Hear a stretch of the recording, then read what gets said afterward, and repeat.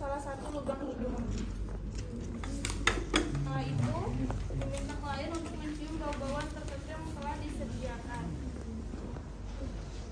Jadi pasiennya disuruh tutup mata dulu sama tutup sebelah hidungnya ya, nggak dua-duanya. Ibu bisa tutup matanya dulu Bu, tutup sebelah hidungnya. Kalau yang mau diperiksa hidung sebelah kanan yang ditutup hidung. Coba Bu cium, ini aroma apa Bu? Kopi. Tutup hidung sebelahnya lagi. Aroma apa? Setelah itu pastikan kita harus mencatat hasil yang kita dapatkan di setiap nervous. Jangan setelah selesai baru kita catat. Jadi habis selesai nervous 1 langsung dicatat hasilnya apa. Setelah itu ada nervous 2. Nervous 1 ada yang mau dicantumkan? Ada. Nervous 2 ada nervous opticus. Itu kita periksa penglihatannya. Kita memberitahukan kepada pasien kalau penglihatannya mau diperiksa. Pastikan juga tidak ada kelainan pada mata pasien, katarak, terus ada parut, ada luka, ada glaukoma, dan lain-lain. Ada peradangan pada mata, kita tanyakannya kepada pasiennya ya. Setelah itu kita lakukan acuity of sense, ketajaman penglihatan, dengan meminta pasien membaca koran dengan berbagai ukuran. Jadi kita suruh pasiennya baca di, maksudnya nggak seluruh ini ya, di ukuran tulisan yang berbeda. Jadi kita minta pasien baca di besar dulu, baru kecil dulu gitu. Jadi nggak satu ukuran yang sama. Nah, Bu, ini dibaca pasiennya Bu. Fraktur, fraktur, pemor, lalu ini laboratorium.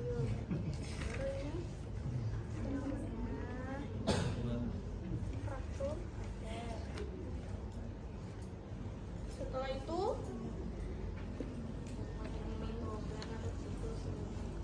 yang kasar ya. Kalau yang visus, meminta klien untuk membaca huruf pada Snellen chart.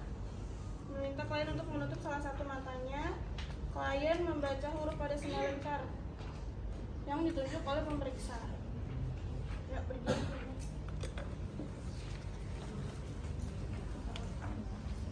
Jaraknya ya harus lurus. Jaraknya sekitar 1 meter dari kita ya.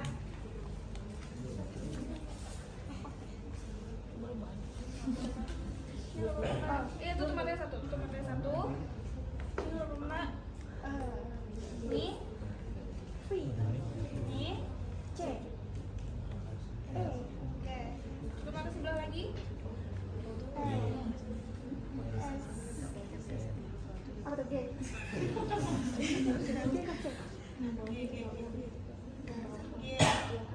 Kalau ini? Oke.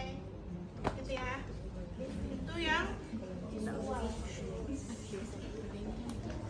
visus deh kalau. Setelah itu kita meminta klien untuk menebak petunjuk tangan pemeriksa. Sama tadi habis Snellen chart, pasiennya kita jaraknya 1 sampai 6 meter juga dari kita. Pasiennya diminta untuk menutup mata sebelah matanya. Yang mau diperiksa sebelah kiri, yang ditutup sebelah kanan. Kita kasih angka di tangan kita, nanti pasiennya suruh menebak. Angka berapa Bu? 1. Tutup mata lagi sebelahnya. Ini angka berapa? 2. Oke. Kalau pasiennya tidak bisa menyebutkan angka dengan benar, kita pakai ini. Apa itu? Lambaian tangan. Nanti pasiennya disuruh menyebutkan dari mana arah, di mana arah tangan kita. Lambaian tangan kita di mana? Pasiennya berdiri juga. Sama kayak tadi. Tutup mata sebelah. Enggak boleh hadap ke pemeriksa. Tangan saya ada di mana Bu? Sebelah. Ya, pas ya. Jadi gitu ya. Kita melambaikan tangan, pasiennya disuruh menebak di mana tangan kita, arah tangan kita. Terus pemeriksaan lapang pandang. Klien duduk atau berdiri menghadap pemeriksa dengan jarak kira-kira 1 meter dengan posisi mata sejajar. Saat mata kanan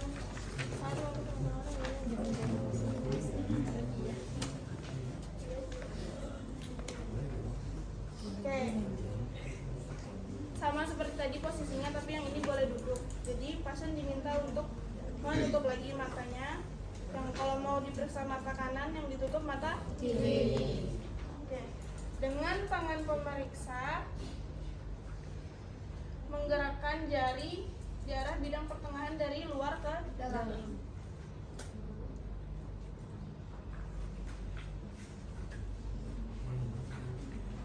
Ibu nanti lihat ke mata kiri saya.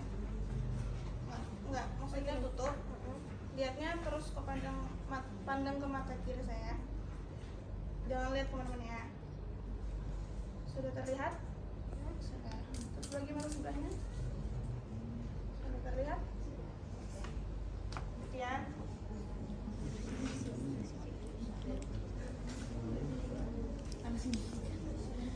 Oh, semua jurusan berarti dari kanan, kiri, atas, bawah.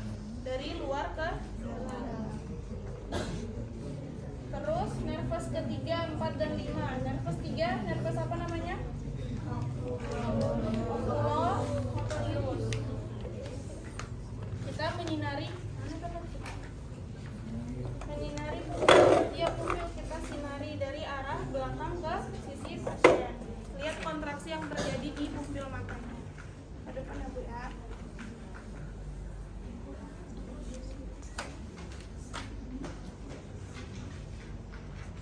Kalau dia refleksnya terkena cahaya, pupilnya mengecil.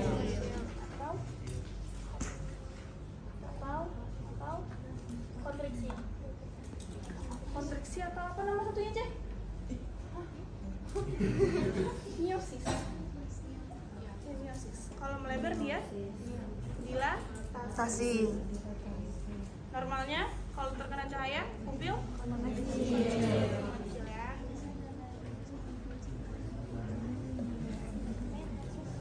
Di masing-masing pupil. Setelah itu ada nervus keempat. Nervus keempat apa namanya? Troklea. Posisi pasien tegak lurus. Letakkan objek kurang lebih 60 cm sejajar midline mata. Gerakan objek ke kanan ke kiri. Observasi adanya deviasi bola mata, diplopia atau nystagmus. Deviasi bola mata tahu?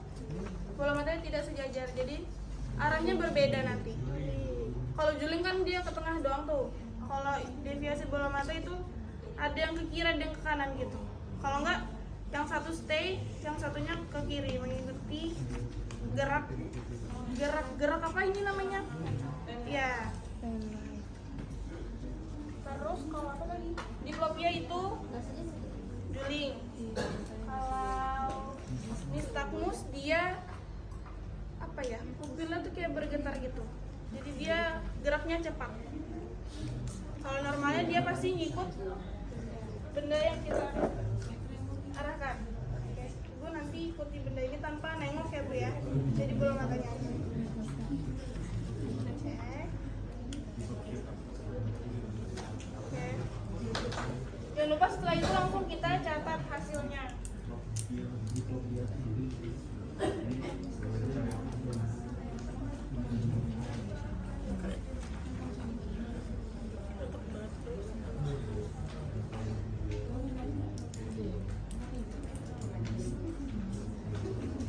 Yang nervus nervus kelima juga sama, tapi kita nggak pakai benda. Jadi minta pasiennya untuk noleh ke kanan dan ke kiri tanpa ngelirik kanan dan kiri tanpa menengok. Coba Bu, boleh melirik ke kanan dan ke kiri tanpa kepalanya nengok.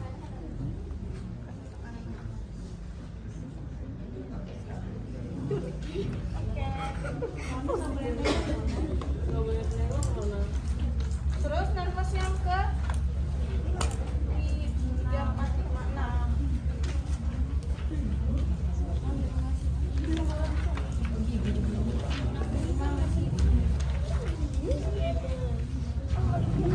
Tiga, 4, 5,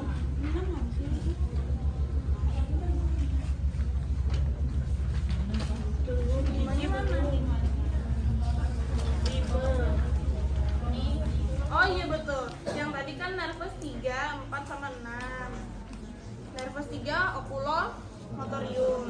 Nervus keempat trochlearis sama nervus ketiga abducens. Terus kita balik lagi ke nervus 5 ada trigeminus.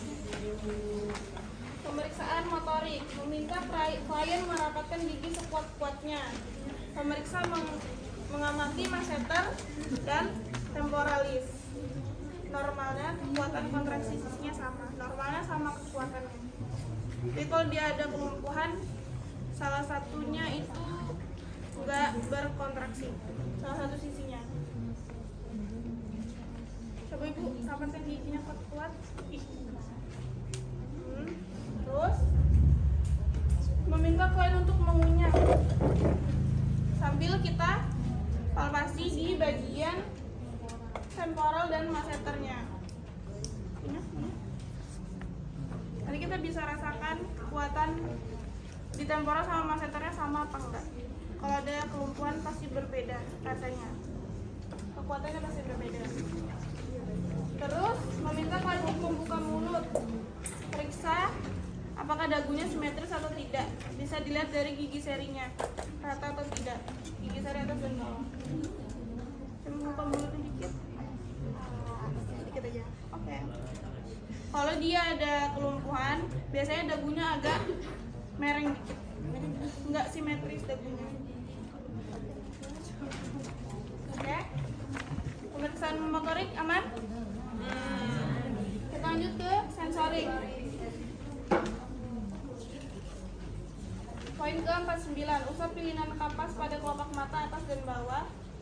Usap juga pilihan kapas pada maksila dan mandibula. Dengan mata klien tertutup, apakah klien merasakan ada sentuhan?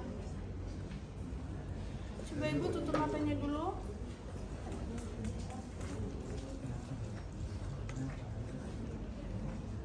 Kerasa sentuhannya tuh?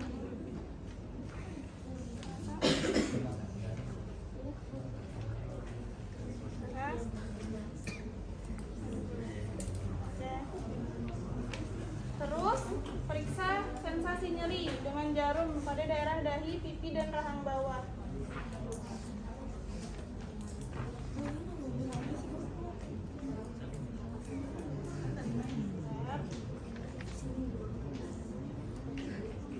Apa yang ibu rasakan? Tajam kah? Tumpul kah? Tajam, tumpul?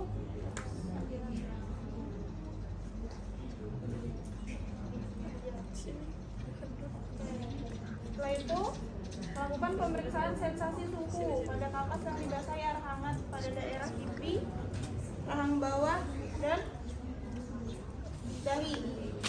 Jadi ini ceritanya air hangat ya, kapas yang sudah dikasih air hangat. Lalu kita kasih sentuhan juga sama. Nanti pasiennya disuruh bilang ini rasanya apa bu? Dingin kah? Hangat? Hangat. Dingin kah? Hangat. Ini dingin karena sudah dingin. Udah. Sensorik selesai. Ada yang mau ditanyakan sensorik? Nggak ada, aman ya. Terus pemeriksaan refleks kornea. Dulu siap ya. Dia belum tersentuh, dia sudah kedip ya. Setelah itu ditanyakan apakah klien dapat merasakan benda tersebut. Ini merasakan bu? Belum ada. Refleks kornea sudah. Pemeriksaan refleks masseter. Masseter itu di tahang ya. Meminta klien untuk sedikit membuka mulutnya. Coba bu sedikit buka mulutnya. Setelah itu tangan telunjuk kiri siapa ini pemeriksa diletakkan di tengah-tengah dagu pasien. Setelah itu kita ketuk memakai jari tengah sebelah kanan. Refleksnya dia biasanya langsung mulutnya menutup. Boleh pakai jari, boleh pakai refleks hammer. Tapi kayaknya jari cukup. Oke lanjut ya. Ada lagi yang mau tanya nervus 6? Ada. Nervus ke-7 ada nervus facialis.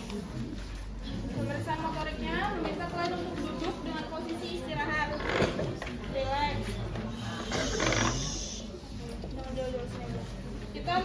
lagi muka klien bagian kiri dan kanan apakah simetris atau tidak. Biasanya pasien-pasien yang ada kelumpuhan di wajah, misalnya Bell palsy,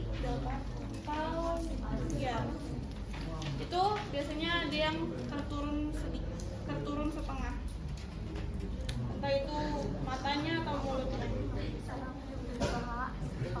Terus kita amati lipatan dahi, tinggi alis, lebar celah mata, lipatan kulit nasolabial. Lipatan kulit nasolabial tahu? Lipatan kulit yang di pinggir hidung ini. Kalau kita senyum ada kan lipatannya, itu kita lihat. Sama sudut bibirnya, sudut mulutnya. Setelah itu kita meminta pasien untuk menggerakkan mukanya dengan cara mengerutkan dahi. Coba kerutkan dahi dulu. Kalau orang yang lumpuh, biasanya kerutan di dahinya itu enggak terlalu kelihatan. Kalau kita kan kelihatan banget kan ya, kerutan dahinya. Kalau dia lumpuh biasanya enggak terlalu kelihatan garisnya. Terus minta pasien mengangkat alis. Boleh angkat alisnya, Bu? Oke. Setelah itu menutup mata dengan rapat, lalu pemeriksa mencoba membuka mata dengan tangan. Coba tutup matanya dengan rapat, Bu. Kita buka, amit ya, matanya.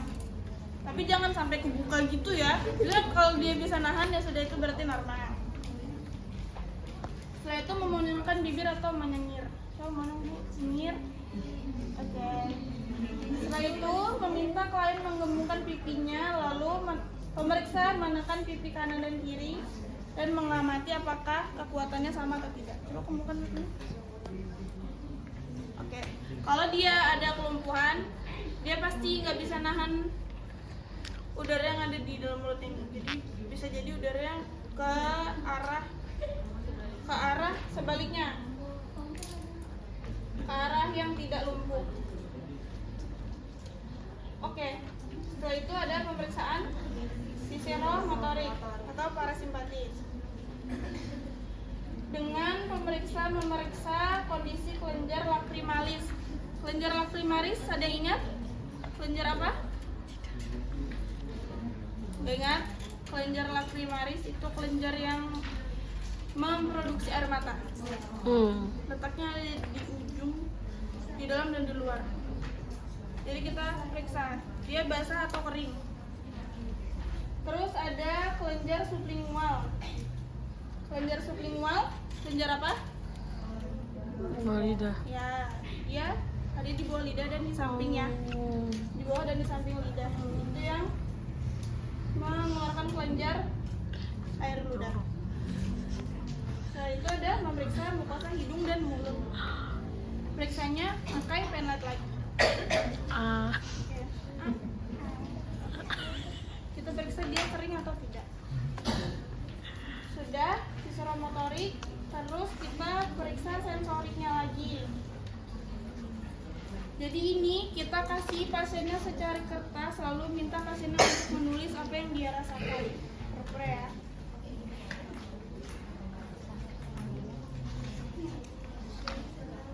Baiklah.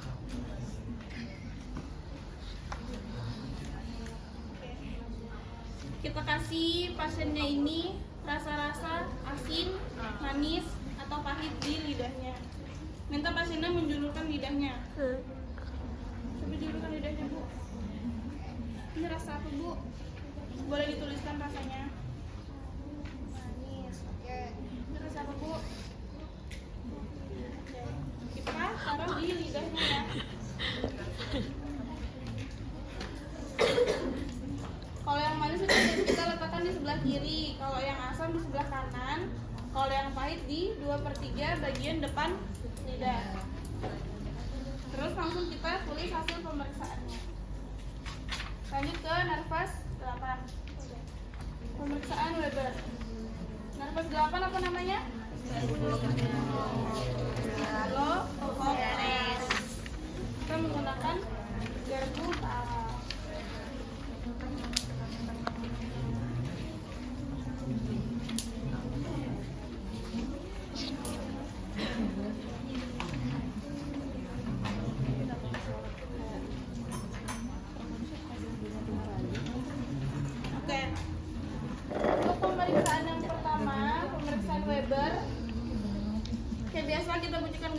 mulai dulu, baru diletakkan ke dahi pasiennya.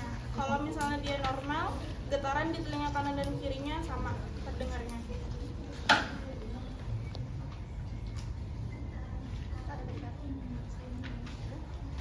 Getar.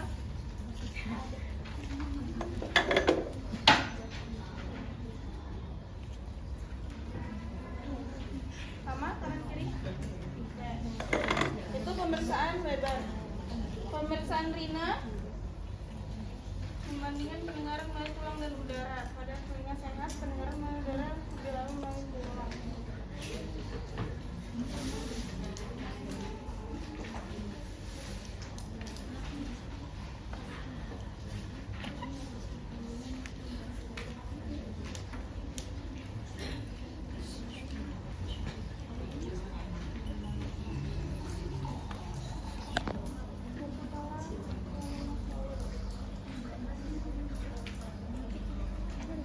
Dispenser. Tadi kita bunyikan, setelah itu kita letakkan di belakang telinga. Setelah itu masih kedengaran? Masih. Jadi setelah kita taruh ke belakang telinga, kalau getaran sudah hilang, langsung kita pindahkan ke depannya. Dia masih mendengar atau enggak? Masih?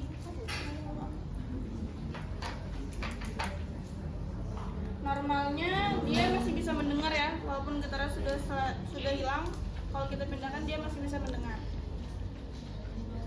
Terus pemeriksaan bebek.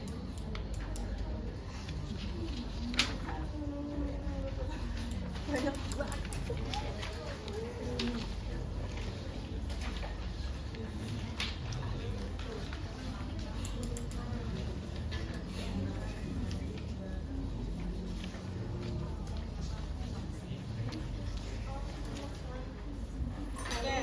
Sama seperti tadi, kita bunyikan lagi, taruh ke belakang telinga pasiennya. Masih ada? Ada. Kalau dia sudah bilang tidak ada, kita pindahkan lagi ke Telinga kita. belakang telinga kita ya. Kalau normalnya kita tidak mendengar juga. Kalau dia sudah bilang tidak ada tapi kita masih merasakan ada, berarti pasiennya tidak normal, ada kelainan.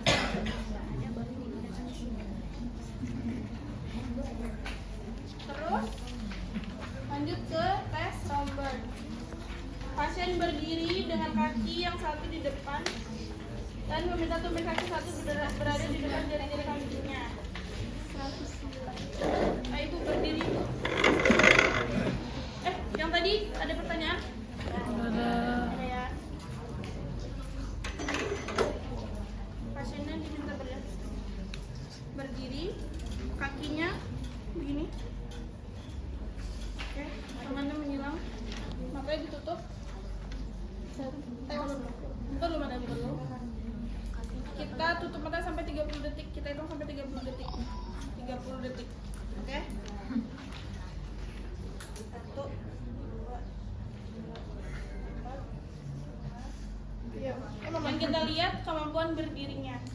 Kalau dia sebentar terus dia langsung mau jatuh, itu berarti tidak normal ya. Normal ini tak? Iya, normal masih normal. Setelah itu ada stepping test. Kita klien berjalan di tempat dengan menutup mata sebanyak 50 langkah sambil memberitahu klien untuk tetap berada di tempat dan tidak beranjak dari tempat. Jadi jalan di tempat 50 langkah.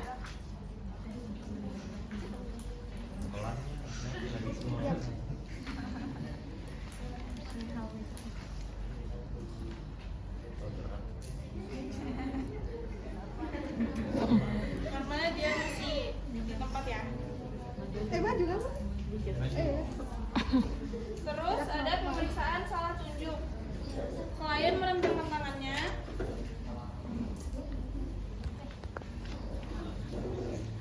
Pemeriksa merentangkan tangan. Geser lagi. Oke. Kliennya disuruh menutup mata. Tutup mata ya Bu. Angkat tangannya setinggi mungkin. Angkat. Lalu kembali ke posisi semula. Iya. Iya. Sebenarnya dia bisa menyentuh tangan pemirsa lagi ya. Terus tes untuk menilai vertigo atau manuver Nielen-Berner. Minta pasiennya berbaring.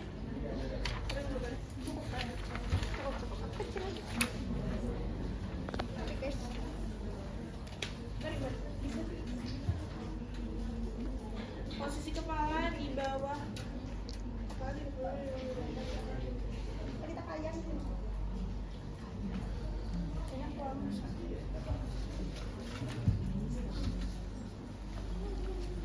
Turun Ron. Kepalamu turun Ron. Turun. Turun. 30 derajat aja. Nah, Minta pasiennya tetap membuka matanya ya. Terus tanyakan apakah ada pusing atau tidak. Ada pusing nggak Bu? Tidak. Aman. Berarti tidak ada vertigo. Baru minta pasiennya menoleh ke arah kiri lalu diluruskan. Coba menoleh ke arah kiri. Lurus lagi. Ke arah kanan. Lurus lagi. Ada pusing? Nggak ada. Oke. Sudah selesai.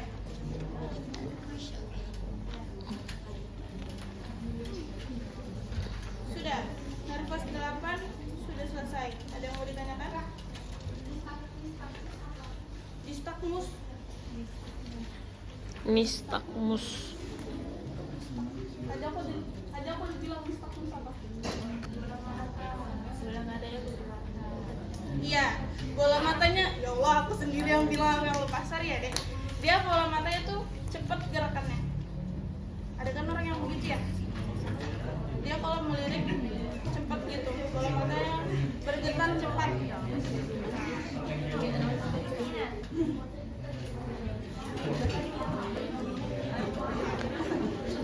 Terus lanjut ke ini. Sudah lanjut, ada lagi yang mau ditanyakan? Nah, nervous ke Bukan bulu mata ya. 9 dan Kornea. nervous apa namanya? Meminta kalian mengucapkan A. Bila tidak keluar suara, ada kelumpuhan cabang saraf X, yaitu nervus laryngeus. A. Sambil kita periksa apakah letak ovulanya terdapat di tengah atau tidak. Ibu bilang A.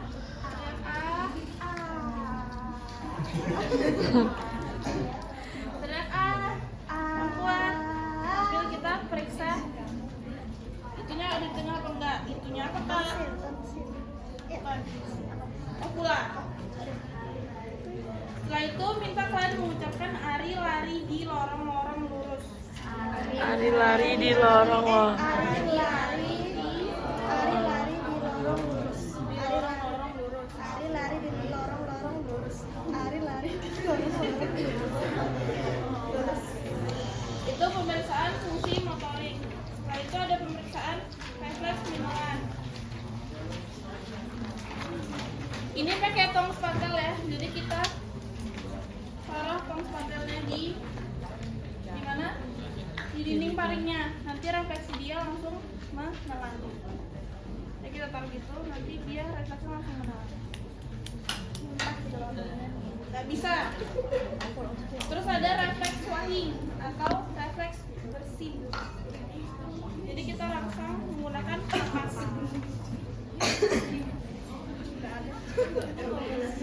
Oke, nanti dia refleksnya dia bersin ya. Setelah itu nervous ke-11 ada nervous accessorius. Minta kalian menoleh ke samping dan tahan.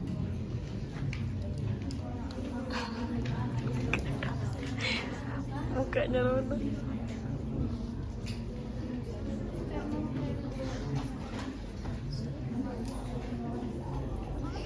Jadi kita minta pasiennya menoleh ke samping sambil kita lihat apakah ada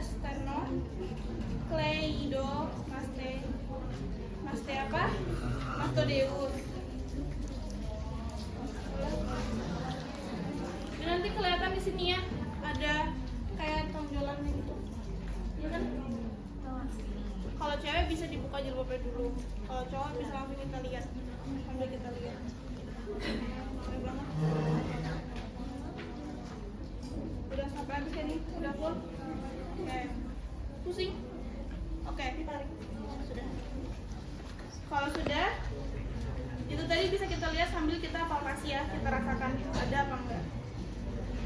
Terus pemeriksaan otot trapesius. Letakkan tangan pemeriksa pada bahu pasien.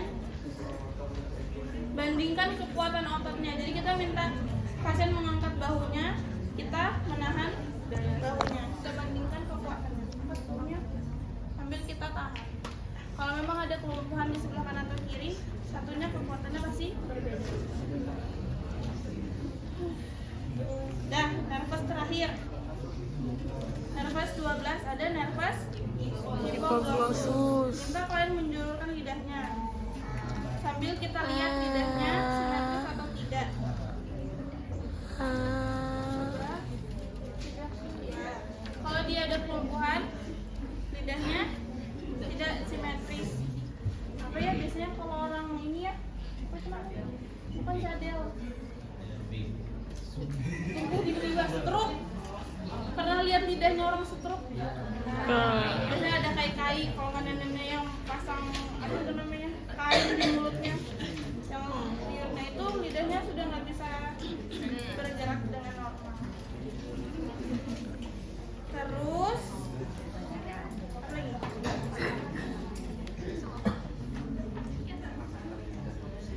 Meminta klien mengeluarkan lidah dan memasukkan dengan cepat. Keluarkan lidah dan masukkan dengan cepat. Normalnya bisa ya, baru gerakan lidah ke kiri dan ke kanan. Terus meminta klien untuk mendorong pipi pada sisi kiri dan kanan secara bergantian. Pakai lidah ya, dorong pipinya. Terus pemeriksanya bisa menahan bagian pipinya. Pastikan kekuatannya sama kanan dan kiri. Setelah itu selesai.